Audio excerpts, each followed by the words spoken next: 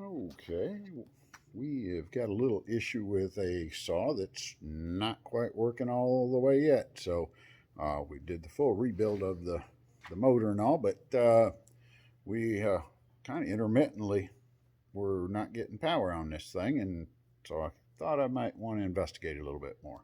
So what we have done is started at the source, the plug. I've taken it apart, and this is what I find. Somebody might be able to tell me what's wrong with this. And yeah, the wire just comes out. So that's probably not a good cord. So I think we'll go ahead and strip that back and fix that and see if that doesn't create a little bit less issue on this.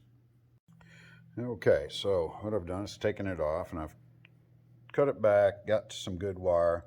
You do a slight twist of the natural curve of these to kind of get them solid back up again. And then we're going to go ahead and install them back into here. If you're replacing a plug, the gold screw would usually be your black wire, and then your neutral wire will come in on the same side usually as your ground, which is your green, and then it'll be the lighter color. So usually those two on most of your electrical stuff will be on the same side. So we'll be able to loosen that up and just stick them back into that. And on this particular saw, and a lot of other ones that you'll come across, there is no ground wire because the saw itself is double insulated, so they do not require any kind of a ground wire on them. So let me give you a little shot here maybe of what we got to do to close this up. So, like I say, that one, you want enough that it'll, when you put it in there, you want to be able to go underneath the clamp under that and then tighten it down. And you should not have any bare wires like the other one was. So that actually never got loosened up, I don't think. They just did not have it in there at all. So we'll loosen that up. We can see the little bar should be back away from it. We'll do both sides. Okay, now we'll try it again. Let's see if that got it where I can get a hold of it.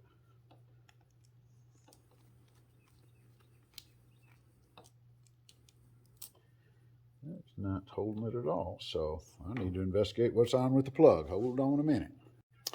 Okay, figured that out. The whoever had put this together actually had the screw so backed out that the clamping mechanism in here was actually way back up in there and almost stripped out. So they definitely did not know what they were doing. I wouldn't qualify them as an electrician. Anyways, you should have no bare wire showing any place around this. And of course, if you had a ground, you'd have that into there. And you just want it cut off nice and short. Make sure they're nice and tight. Pull on them a little bit. Make sure that they're seated in there. And when you close this up, your retaining clip should hold that together. And then you simply tighten the screws back up. And that should hold all your wires in place.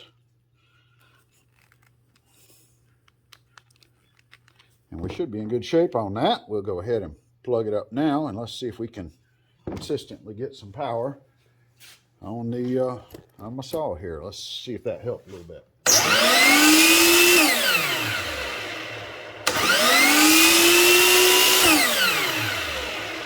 Okay, I think that's going to have it for today.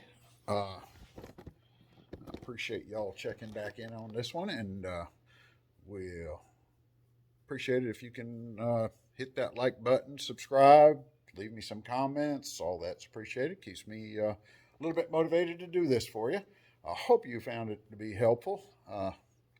That's a simple little plug repair, and we got a saw that's up and running now. So I do appreciate it. Thank you, and we'll check you on the next one.